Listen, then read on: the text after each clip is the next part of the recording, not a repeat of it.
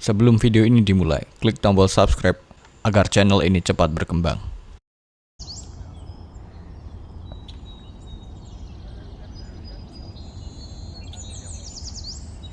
Pagi itu, Sekretaris Lee pergi ke sebuah loker di pojok kota. Dia lalu membuka sebuah loker. Di dalamnya terlihat foto Sekretaris Lee dengan seragam sekolah dan seorang pria tua. Setelah merasa tenang, Sekretaris Lee kemudian pergi dari loker itu.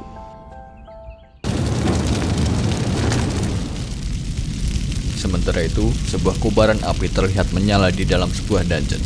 Sebuah sinyal dari peluit telah dibunyikan, yang artinya semua orang harus segera mundur dan menjauh dari medan pertempuran. Namun, ada satu orang yang mengabaikan peluit itu dan terus berjalan menuju medan pertempuran. Tak lain, orang besar itu adalah Spasiba, alias Lee Jin-a yang sedang menyamar sebagai orang Rusia, dan di tangannya terlihat sebuah item berbentuk cincin.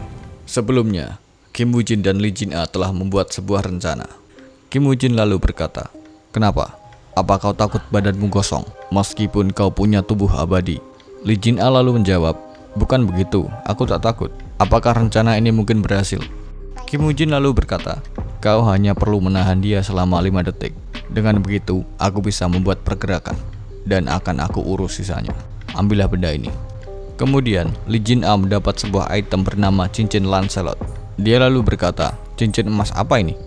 Kim Woo-jin lalu berkata, "Pakailah ini untuk jaga-jaga nantinya." Lee Jin-a lalu menjawab, "Apa-apaan ini? Apa kau bermaksud melamar aku?" Kemudian Kim Woo-jin berkata, "Tutup mulutmu dan dengarkan aku.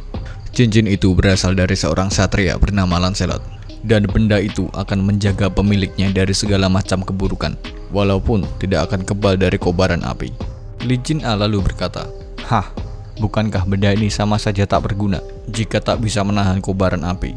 Kim Woo-jin lalu menjawab, "Jika bara api dari serigala berapi mengandung kutukan, maka cincin itu pasti akan menyelamatkan nyawamu. Kau seharusnya sudah sadar, sebuah dungeon berlevel A+ adalah tempat di mana semua penyimpangan hukum alam bisa terjadi." Setelah mengingat perkataan Kim Woo-jin, Lee Jin-a lalu berkata, "Si brengsek itu menjanjikan aku makan sepuasnya jika saja aku mampu menahan serigala api selama 5 detik. Akan kubuat kau menyesal dengan janjimu." Tanpa rasa ragu dan takut, Lee Jin-a berlari menyerang serigala api. Lee Jin-a kini telah berhasil menahan sang serigala api. Namun, serigala itu tak tinggal diam. Monster itu lalu memancarkan api terkutuk ke segala arah. Kobaran api itu mengandung sebuah kutukan kegelapan, dan kutukan itu mampu membutakan semua musuhnya. Tetapi Lee Jin-a beruntung.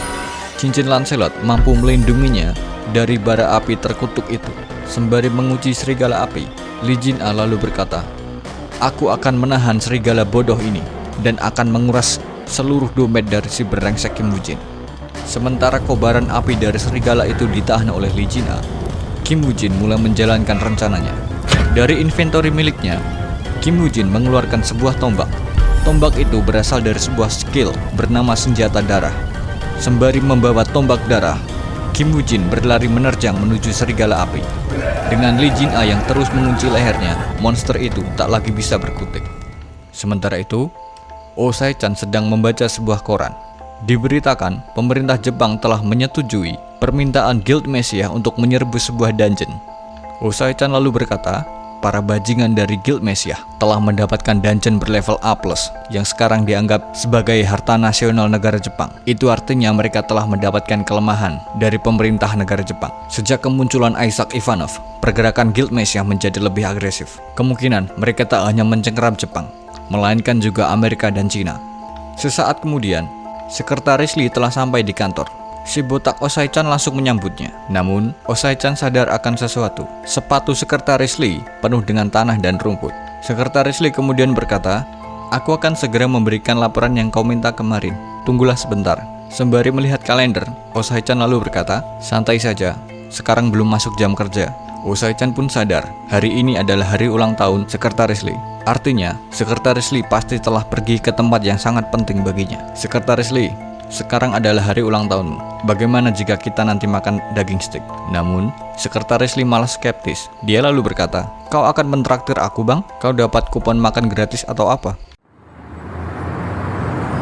Sementara itu di sebuah bandara, Kim Woo-jin dan Lee Jin-ah telah turun dari pesawat. Lee Jin-ah kemudian berpikir, jika saja Kim Woo-jin tidak meminjami aku cincin Lancelot, mungkin sekarang aku sudah menjadi mayat. Aku tak menyangka, kobaran api itu ternyata mempunyai efek kutukan. Tapi, Kim Woo-jin telah menghitung itu dan mempersiapkan semuanya. Aku kira kemampuanku telah mendekati Kim Woo-jin, ternyata masih sangat jauh. Kim Woo-jin lalu berkata, kita berpisah di sini. Sembari memegang pundak Kim Woo-jin, Lee Jin-ah berkata, tunggu dulu, apa kau lupa dengan janjimu? Kau bilang, jika aku bisa menahan serigala api selama 5 detik, kau akan membelikan aku makanan sepuasnya. Kim Woo-jin lalu menjawab, ya, aku ingat. Tapi, kau hanya mampu menahan serigala itu selama 4,9 detik. Mendengar jawaban Kim Woo-jin, Lee Jin-ah sangat kesal. Dia lalu berkata, apa-apaan kau? Kau mencoba untuk berbohong dalam perjanjian suci untuk membelikan aku makanan sepuasnya. Tidaknya, tadi aku telah menahan serigala itu selama 50 detik. Omong kosong macam apa ini? Namun, Kim Woo-jin tak menggubris Lee Jin-ah dan terus berjalan.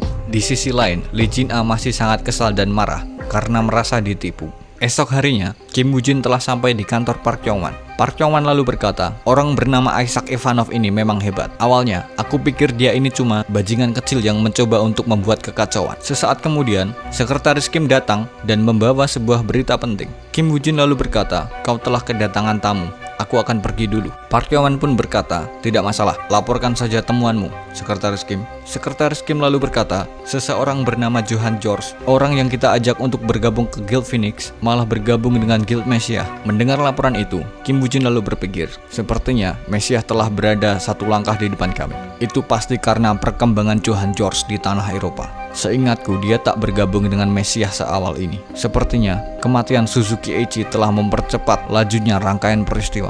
Kalau begitu, maka aku harus mengamati situasi dan menyesuaikan rencanaku. Park Yong-wan lalu berkata, awalnya, aku ingin menjadikan Johan George sebagai alat untuk menghentikan Messiah. Tapi, sekarang dia malah menjadi ancaman untuk kita. Sepertinya aku harus membuat rencana lain. Kim Woo-jin lalu berkata, kalau begitu, bagaimana dengan Isaac Ivanov yang kau sebutkan tadi? Park Yong-wan lalu menjawab, mengajak Isaac Ivanov akan sangat bagus jika saja dia mau bergabung. Tapi sayangnya, aku tak punya informasi apapun tentang dia. Sekretaris Kim lalu berkata, ada rumor yang mengatakan Isaac sering datang ke pasar gelap untuk mencari sebuah skill bernama Satria Tengkorak. Park Yong-wan lalu berkata, sepertinya akan sulit bagi dia. Satria Tengkorak adalah skill yang cukup langka. Sepertinya, rencanaku akan berjalan lancar. Kim Woo-jin pun tersenyum puas. Seperti halnya dengan Park Yong-wan, rencananya juga berjalan dengan mulus. Malam itu, Park Shin-hye melaporkan kondisi yang dia alami kepada pimpinan Guild Messiah. Dia berkata, Suzuki Eiichi telah dihabisi beserta seluruh pasukannya, dan markas yang berada di kota Kaesong telah hancur tak bersisa. Lee Si-jun kemudian berkata, sebenarnya siapakah orang yang berani untuk memprovokasi kita seperti ini? Sembari gemetaran, Park Shin-hye berkata, kami telah mendapatkan sebuah informasi. Anak buah Park Yong-wan berada di kota Kaesong menggunakan sebuah identitas palsu. Meskipun sulit dipercaya, Park Yong-wan telah mulai menggerakkan pasukan miliknya. Jika Anda menanyakan tentang Park Yong-wan, aku telah membuat rencana untuk dia. Atas perilaku bodohnya yang mencoba untuk menghentikan Messiah, dia akan segera mendapatkan akibatnya. Dan masih ada satu lagi, Master. Untuk menghentikan Isaac Ivanov, kami mengajak orang ini untuk bergabung. Dia adalah seorang player yang menunjukkan ambisi besar dengan cara memperluas kekuasaannya di Eropa. Nimbus miliknya adalah penguasa dunia kegelapan. Dan untuk senjata utamanya, dia memakai pasukan undead. Sepertinya, dia bisa memanggil pasukan undead dengan jumlah tak terbatas. Sekuat apapun monster yang dia lawan, tak akan bisa berkutik melawan pasukan undead miliknya. Para player yang pernah melihat kekuasaan besar miliknya memanggil dia sebagai Johan George, sang raja pasukan undead. Kami memutuskan untuk mengajak dia daripada Isaac Ivanov yang misterius. Akan lebih mudah untuk mengatur Johan yang sama sekali tak menyembunyikan ambisinya. Walaupun Isaac Ivanov berkata kepada wartawan bahwa dia adalah sahabat dari Messiah, nyatanya kita sudah rugi banyak akibat orang itu. Oleh sebab itu, aku membawa Johan George untuk menghadapi Isaac Ivanov.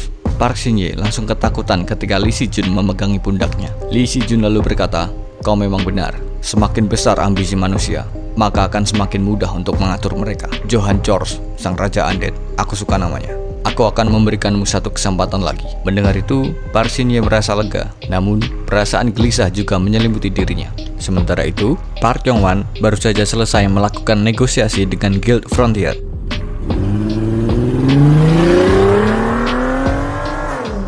Dia terlihat masih sibuk memikirkan sesuatu. Sekretaris Kim lalu berkata, "Ada apa, Pak? Apakah negosiasi dengan Guild Frontier tidak berjalan lancar?" Park Yong-wan lalu menjawab, "Tidak, bukan begitu. Sekarang, Guild Frontier mencoba untuk memasuki pasar di negara ini. Tetapi sebagai pesaing, mereka tak akan sudi untuk tunduk dan patuh kepada Messiah. Dan pada akhirnya, membuat kesepakatan dengan Guild Phoenix adalah pilihan yang terbaik." Sekretaris Kim lalu berkata, "Bekerja sama dengan salah satu dari 5 guild terbesar di dunia tentunya menguntungkan untuk rencana menghentikan Messiah. Apa ada yang tidak beres, Pak?" Park Yong-wan lalu menjawab, "Di dunia ini tak ada yang namanya makan gratis. Jika ada orang yang menghampirimu dengan kebaikan yang luar biasa, kemungkinan dia sedang merencanakan sesuatu. Jika Guild Frontier mencoba untuk mencari masalah denganku, akan kuhancurkan citra mereka di mata publik. Dan jangan lupa untuk minta Kim Woo-jin datang ke kantor besok pagi."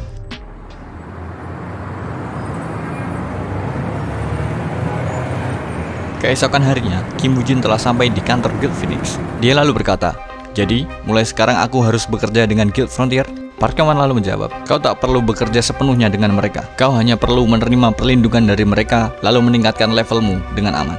Frontier bilang mereka akan masuk dungeon dalam 2 hari. Persiapkan dirimu." Setelah selesai berdiskusi dengan Park Yong-wan, Kim Woo-jin keluar dari gedung Phoenix. Dia lalu berkata, "Demi menghentikan Messiah, Park Yong-wan tidak punya pilihan selain menerima bantuan dari pihak luar. Tetapi rencana itu terlalu jelas. Tidak mungkin si ular licik Park Shin-ye akan diam saja dengan rencana kerjasama Park Yong-wan dengan Guild Frontier. Dari situasi seperti ini, besar kemungkinan Guild Messiah dan Frontier telah bekerja sama di belakang layar. Meskipun begitu, aku harus mendapatkan informasi yang akurat." Beberapa hari kemudian, Kim Woo-jin dan pasukan Park Yong-wan telah bersiap untuk memasuki dungeon. Seorang player lalu berkata, "Kupikir kita sangat beruntung. Kita semua bisa berburu dengan bebas di dalam dungeon sembari dilindungi. Aku sangat bersyukur bisa bergabung dengan pasukan elit Park Yong-wan." Sesaat kemudian, seseorang datang. Dia lalu berkata, "Mohon maaf atas keterlambatan saya. Namaku adalah Jamie Kim, dan aku berasal dari bagian hukum dan legal dari Guild Frontier. Silakan duduk, dan aku akan memberi sebuah pengarahan kepada kalian. Segalanya akan dilakukan oleh Guild Frontier demi melindungi kalian. Oleh karena itu, kami berharap kalian semua bisa bekerja sama dengan aturan kami. Mulai dari saat ini, kalian tidak boleh memasuki dungeon manapun tanpa mendapat persetujuan dan perlindungan dari kami. Dan pada saat kalian berada di dalam dungeon, jangan pernah melakukan apapun." Mendengar syarat yang diajukan oleh Frontier, anak buah Park Yong-wan kebingungan. Dia lalu berkata, "Apa maksudmu kami tidak boleh melakukan apapun?" Staf itu lalu berkata, "Kalian jangan salah sangka. Di dalam kontrak ini disebutkan untuk menjamin keselamatan kalian selama meningkatkan level. Tapi di dalam kontrak ini tak ada satu kalimat yang menyatakan bahwa kalian mendapatkan hak dan kebebasan. Oleh karena itu, yang aku katakan kepada kalian tadi bukanlah saran. Jika kalian tidak mau mematuhi kontrak ini, akan ada masalah di kedua belah pihak. Duduk diam di sini, dan aku akan menjelaskan kontrak ini dengan sederhana. Jika kalian ingin komplain, silahkan saja. Aku akan menyampaikan ke Park Yong-wan bahwa kontrak ini sudah batal, karena kalian telah menolak untuk bekerja sama dengan Frontier. Baiklah, aku akan menganggap kalian semua sudah paham. Kita akan memasuki dungeon dalam 20 menit. Mendengar itu, Kim Woo-jin langsung berpikir, sepertinya Guild Frontier berusaha untuk mencengkeram anak buah Park Yong-wan dengan dalih pengawasan. Telepon Kim Woo-jin lalu berdering. Si botak Oh Sai-chan berkata, "Sepertinya akan ada perubahan di rencana kita. Memasuki dungeon itu bukanlah hal bijaksana. Setelah aku teliti, ternyata Guild Messiah dan Frontier memang sudah berkomplot. Benar seperti dugaanmu, ada yang tidak biasa dari kelakuan Messiah. Aku juga tak tahu alasan mengapa Messiah bekerja sama dengan Guild Frontier. Aku perlu mencari tahu lebih jauh, apakah Guild Messiah telah bekerja sama sepenuhnya dengan Guild Frontier, ataukah hanya sebagian divisi saja. Apa kau ingin keluar dari sana? Aku bisa saja mencarikan dungeon lain untukmu." Kim Woo-jin lalu berkata, "Kau terlalu meremehkan aku, Pak Oh Sai-chan. Jika ingin memburu harimau, aku harus datang ke sarangnya." Oh Sai-chan pun menjawab, "Apa kau sudah gila? Kau berniat masuk ke dalam dungeon itu, walaupun sudah tahu niat asli mereka." Kim Woo-jin lalu menjawab, "Tidak akan ada masalah. Tapi aku ingin kau melakukan 2 hal untukku. Yang pertama, kabari aku jika ada informasi terkait Guild Frontier. Dan yang kedua, aku ingin kau membereskan mereka jika aku sudah selesai." Oh Sai-chan lalu berkata, "Karena kau telah membulatkan tekadmu, mengamuklah sepuasnya di sana."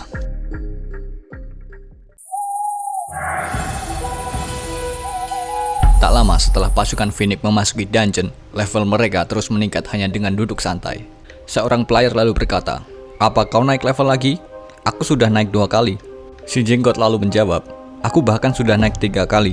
Tapi aku masih tak biasa hanya duduk santai seperti ini. Mereka kemudian mulai membahas bahwa mungkin itu bukanlah hal yang buruk. Mereka bisa mendapatkan uang hanya dengan duduk santai, dan penyerbuan dungeon pun akan berakhir dengan cepat.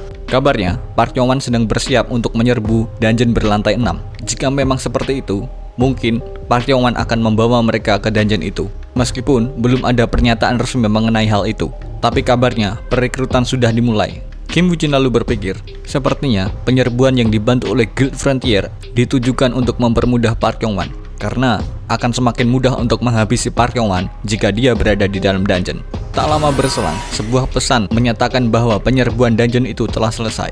Player dari Phoenix kemudian berdiri dan meregangkan badan mereka. Seorang kapten dari pasukan Frontier lalu datang dan berkata, "Aku tak pernah menyuruh kalian untuk berdiri. Kenapa kalian bergerak semaunya?" Si Jinggot lalu berkata, "Apa maksudmu? Bukankah pesan penyelesaian dungeon sudah muncul? Lagi pula, lebih baik jika kita semua bisa akur." Kapten itu lalu berkata, "Kalian jangan salah sangka. Aku datang kemari bukan untuk menjadi teman kalian. Aku harus memperingatkan kembali. Kalian tak boleh melakukan hal apapun tanpa perintah dari kami."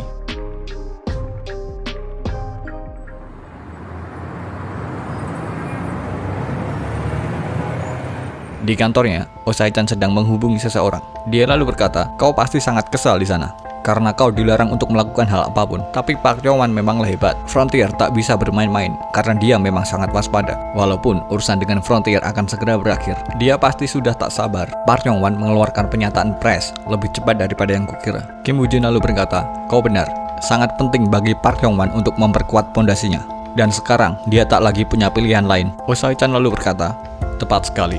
Dan di saat Park Yong-wan memasuki dungeon, para bajingan dari Frontier akan menunjukkan sifat asli mereka. Tapi aku yakin kau bisa mengatasi mereka tanpa bantuanku. Dan untuk informasi yang kau minta, besok akan segera kusiapkan.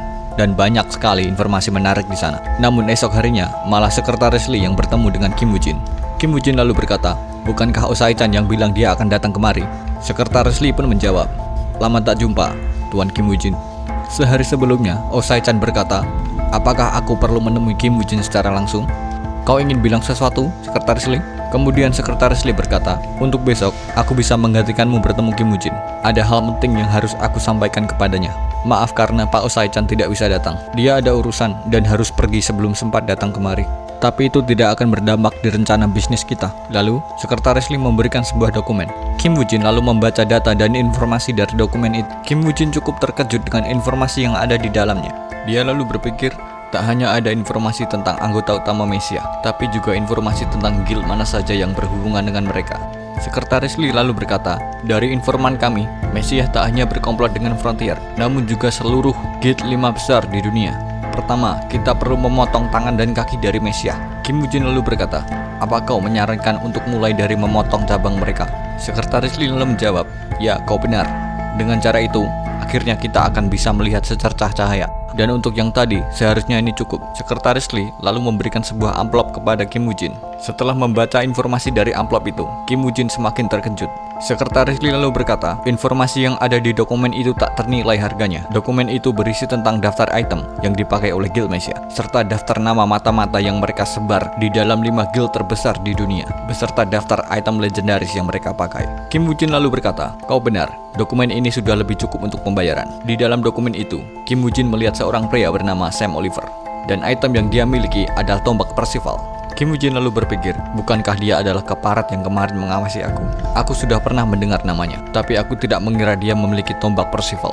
Baiklah, tolong sampaikan pesanku kepada Osai-chan. Aku ingin dia menyiapkan permintaanku sama seperti sebelumnya."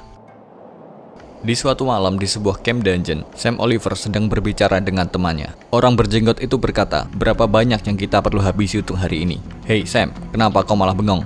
Oliver lalu berkata, "Oh maaf, aku tadi sedang berpikir, untuk hari ini kita hanya perlu menghabisi 1. 4 sisanya tidak masalah, mau dihabisi atau dibiarkan saja. Yang penting ada 1 orang yang harus kita habisi." Si jenggot lalu berkata, "Ternyata hanya 1. Aku kira kau akan kerepotan lagi karena harus melakukan banyak pekerjaan. Kau dijuluki Sam si beruntung bukan tanpa alasan. Ternyata nasibmu memang sangat bagus." Oliver lalu menjawab, "Kau benar, aku dengar tim lain harus menghabisi 4-7 orang." Sam Oliver memanglah beruntung. Namun hal itu berakhir ketika pimpinan Naomi memanggilnya.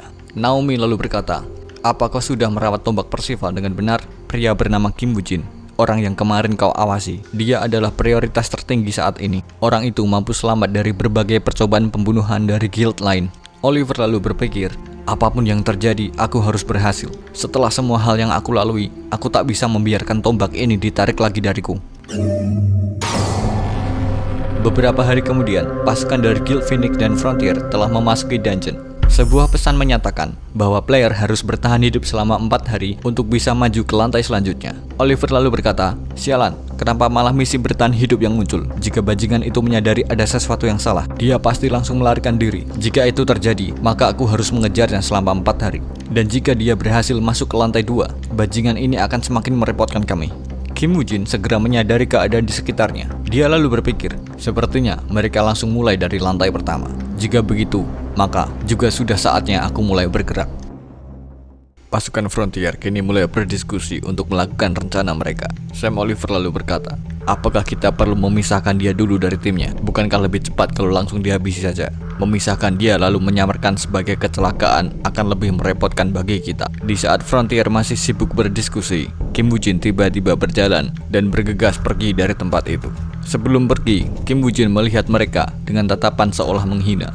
Sam Oliver pun segera sadar. Dia lalu menyuruh pasukannya untuk mengejar Kim Woo-jin. Dia lalu berkata, apa yang kau tunggu? Cepat kejar dia. Sementara itu, anggota lain dari Guild Phoenix masih kebingungan dengan apa yang terjadi di sana. Si jenggot dari Phoenix lalu berkata, apa yang terjadi di sini? Apa Kim Woo-jin itu sedang mabuk? Daripada sesak nafas, lebih baik kita menunggu saja di sini. Pasukan Frontier yang mengejar Kim Woo-jin telah berjalan jauh. Namun, mereka kehilangan jejak Kim Woo-jin. Si hitam lalu berkata, sialan, kita kehilangan dia. Kita tak bisa melihat dengan jelas karena banyak pepohonan besar di sini. Temannya lalu berkata, apa kita perlu berpencar? Mungkin dia belum jauh dari sini. Orang hitam itu lalu berkata, apa kau sudah gila? Ini adalah misi bertahan hidup. Jika kita sembarangan berpencar, justru kitalah yang berada dalam bahaya.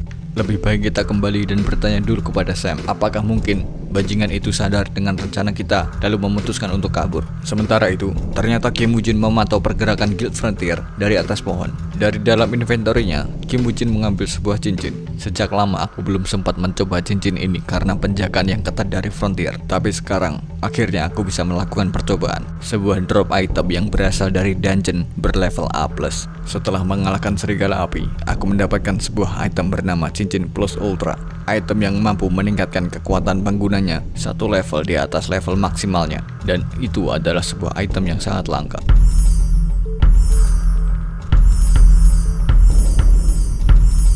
Akibat dari efek Cincin Plus Ultra, kemampuan pasukan undead Kim Woo-jin telah mencapai level puncak. Dengan begitu, Kim Woo-jin dapat memanggil berbagai jenis pasukan dari undead. Dari kejauhan, seekor monster mengawasi Kim Woo-jin. Kim Woo-jin pun sadar ada monster yang mengintai dirinya.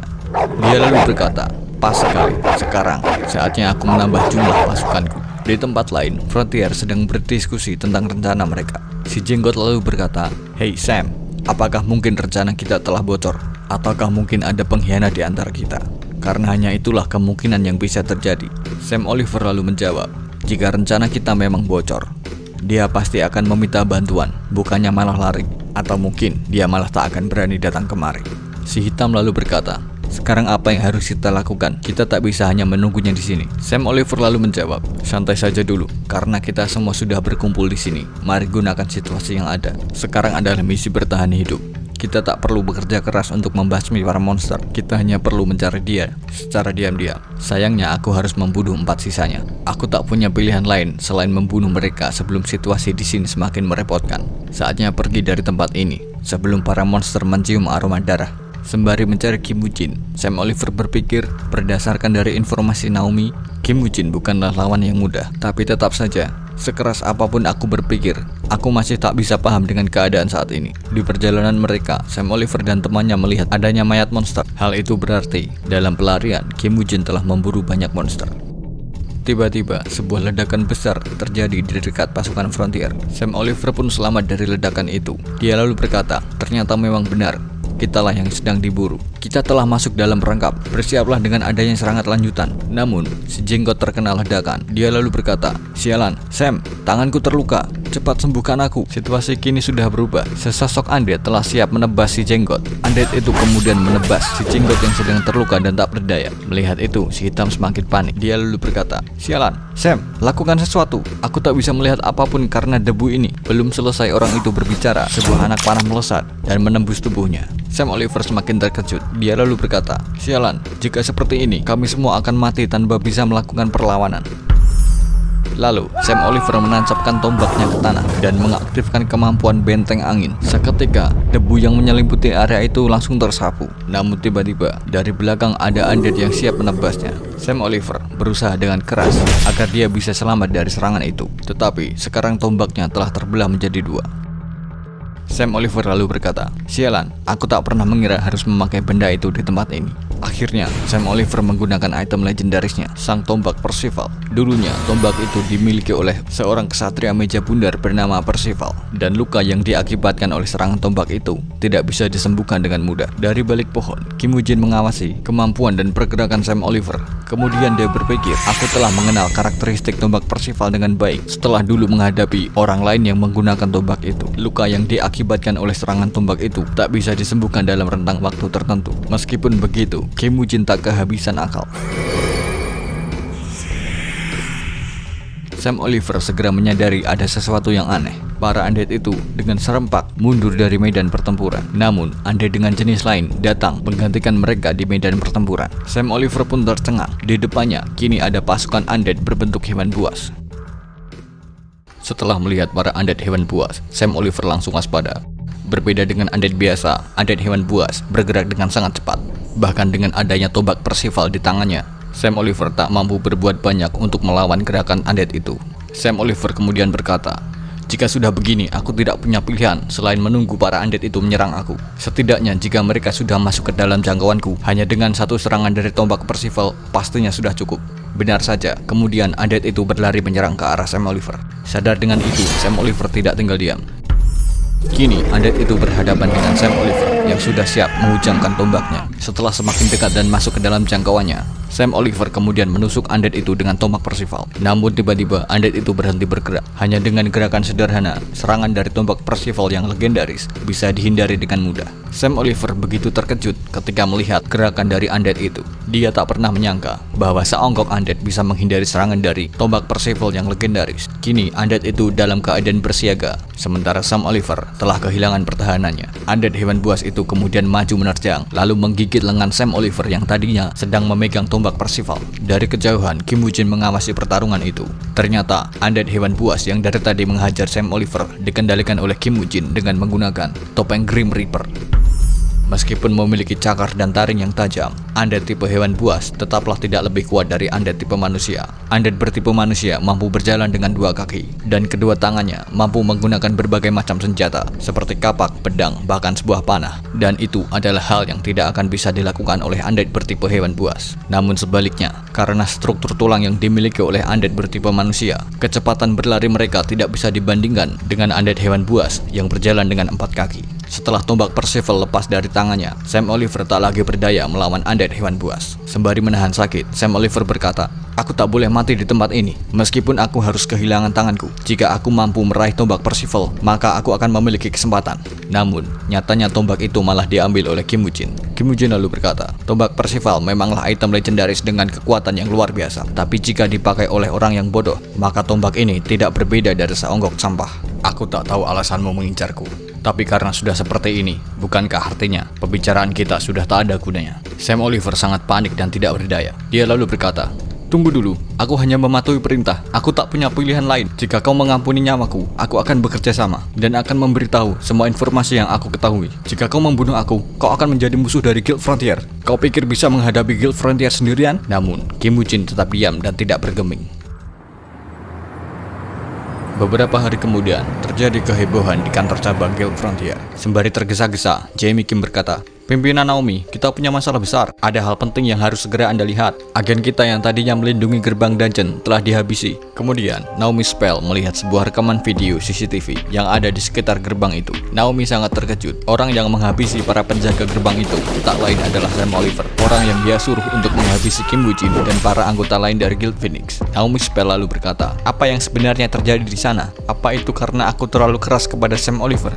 Lalu, dari dalam video itu, Sam Oliver berkata, "Hei Kim Woo-jin, semua yang ada di sini telah aku bersihkan. Jangan lupa dengan janjimu." Setelah melihat video itu, Naomi Spell dan Jamie Kim sangat terkejut. Mereka tak pernah mengira bahwa Sam Oliver akan mengkhianati Frontier. Naomi Spell lalu berpikir, ini sangat gawat. Dari semua orang, kenapa Sam Oliver harus bekerja sama dengan Kim Woo-jin? Jika Sam Oliver tahu dan membocorkan informasi tentang siapa yang ada di belakangku dan apa yang telah aku perbuat, itu akan sangat mengancam nyawaku. Sebelum informasi ini bocor, aku harus menghabisi mereka berdua dengan tanganku sendiri.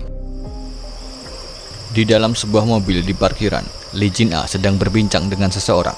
Dia lalu berkata, "Kau tak perlu cemas, dungeon itu sudah dibersihkan dengan benar." Dan orang yang diajak berbicara oleh Lee Jin-ah ternyata adalah Sam Oliver. Lalu dia berkata, "Baguslah, jika seperti itu, maka pekerjaan ini sudah selesai, dan sudah saatnya aku berjalan ke tahap selanjutnya." Lee Jin-ah kemudian menjawab, "Kau masih belum puas, bukankah kau sudah mengacaukan Guild Frontier separah itu?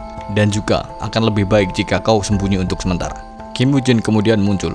Selama ini, ternyata Sam Oliver adalah Kim Woo-jin yang memakai topeng wajah. Kim Woo-jin lalu berkata, "Kau benar, aku akan bersembunyi di dalam dungeon. Tak ada tempat yang lebih aman selain di sana." Sebelumnya, saat Kim Woo-jin bertemu dengan sekretaris Lee, dia memesan sesuatu dari Osai-chan, dan yang dia pesan ternyata adalah sebuah topeng wajah untuk menyamar sebagai Sam Oliver. Kim Woo-jin lalu berkata, "Ini adalah saat yang tepat. Setelah lolos dari dungeon berlantai 2, ada tempat yang ingin aku kunjungi. Persiapkan dirimu, Lee Jin-ah." Mendengar perkataan Kim Woo-jin, Lee Jin-ah tersentak. Dia lalu berkata, "Kenapa aku harus terlibat? Aku bahkan tak perlu untuk bersembunyi. Jadi, kenapa aku harus ikut bersamamu ke dalam dungeon?" Namun, Kim Woo-jin menutup telinganya dan tidak peduli dengan ocehan dari Lee Jin-ah. Dia lalu menghubungi Osai-chan. Lalu dia berkata, "Bagaimana dengan pergerakan Frontier?" Osai-chan lalu menjawab, "Sampai saat ini, mereka belum melakukan pergerakan. Sepertinya Naomi Spell mencoba untuk menyelesaikan masalah ini tanpa melapor ke pusat. Kemungkinan besar Guild Frontier tak sepenuhnya terlibat dengan Messiah, dan kemungkinan besar Naomi Spell adalah tikus yang sedang kita cari." Kim Woo-jin kemudian berpikir, Frontier adalah satu dari 5 guild terbesar di dunia. Sepertinya tangan busuk Messiah belum sampai ke akar Frontier. Bahkan di dalam ingatan Sam Oliver, tidak ada petinggi lain selain Naomi Spell. Osai-chan lalu berkata, "Apapun rencana mereka, pastinya sudah hancur karena Sam Oliver telah berkhianat. Naomi Spell pasti berusaha untuk meluruskan kejadian ini sebelum Park Yong-wan muncul. Jika Park Yong-wan tahu kejadian sebenarnya, itu akan sangat merepotkan untuk kita. Oleh karena itu, pastikan kau berlibur dan bersantai di dalam dungeon. Sementara itu, aku akan memancing Naomi Spell dengan hantu bernama Sam Oliver." Kim Woo-jin lalu berkata, "Kau benar. Aku memang berencana untuk memasuki dungeon dan bersembunyi. Dan dungeon itu bernama Sang Penguasa Hutan Beku yang ada di Taiwan." Mendengar nama dungeon itu, Osai-chan sangat kaget. Dia lalu berkata, "Apa kau sudah gila? Dari semua dungeon, kenapa kau harus memilih untuk masuk ke dalam dungeon itu? Sang Penguasa Hutan Beku telah gagal diserbu sebanyak 23 kali." Mendengar perkataan Osai-chan, Lee Jin-ah menggigil ketakutan. Dia lalu berpikir, apakah orang ini sudah tak waras? Dia barusan mengajak aku untuk masuk ke dalam dungeon gila itu. Osai-chan lalu berkata, "Kau pasti juga sudah tahu, Messiah telah gagal dalam percobaan mereka untuk menyerbu dungeon itu sebanyak 4 kali. Dan bahkan guild lain untuk sementara telah berhenti dan menyerah untuk memasuki dungeon itu." Kim Woo-jin lalu berkata, "Ya, kau benar, aku sudah tahu." Lalu dia berpikir, dulu bahkan sebelum aku dibangkitkan kembali, dungeon itu masih belum mampu diselesaikan. Seingatku, dungeon itu telah gagal diserbu sebanyak 43 kali. Kegagalan yang terus-menerus membuat wilayah dari negara Taiwan diserbu oleh monster yang keluar dari gerbang dungeon itu. Masalahnya, dungeon itu memiliki batasan level untuk memasuki gerbangnya. Akibatnya, bahkan Lee Si-jun tak mampu berbuat apapun. Dan sekarang, jika aku telah melampaui level 60, aku tak akan bisa masuk ke dalam dungeon itu. Bahkan jika ternyata di dalam sana ada sebuah item untuk membantuku dalam peperangan melawan para bajingan penipu dari Messiah, maka aku tak akan bisa mendapatkan item itu. Untuk mengalahkan Messiah, informasi yang aku miliki saat ini belumlah cukup." Osai-chan lalu berkata, "Dari sifatmu, mau sekeras apapun aku mencoba untuk menghentikanmu, kau pasti akan datang ke sana." Lee Jin-ah yang dari tadi ketakutan berpikir, "Jangan menyerah bang, jangan biarkan orang tak waras ini mencoba untuk memasuki dungeon gila itu." Kemudian Osai-chan berkata, "Baiklah jika begitu, mari kita berpesta sekali lagi. Sejauh yang kau lihat, berapa persen kemungkinan yang kau miliki?" Setelah mendengar Osai-chan malah setuju dengan Kim Woo-jin, Lee Jin-ah pun terkulai lemas. Kim Woo-jin lalu berkata, "Kemungkinan ada di bawah 10%. Bahkan, itu sudah aku perhitungkan dengan matang." Osai-chan lalu berpikir, jika di bawah 10%, pasti itu adalah kemungkinan untuk gagal. Dia lalu berkata, "Baguslah. Jika memang seperti itu, maka sudah lebih dari cukup." Mendengar perkataan mereka, Lee Jin-ah semakin salah sangka. Dia lalu berpikir, "Habislah aku. Kemungkinan untuk selamat hanya ada di bawah 10%. Lalu Kim Woo-jin berkata, "Selama aku memiliki tombak Percival, bahkan di lantai 2 pun, tak akan ada yang bisa menandingi aku." Si botak Osai-chan lalu menjawab, "Baiklah, aku akan mengatur panggungmu. Jika kau memakai nama Isaac Ivanov, segalanya akan semakin mudah."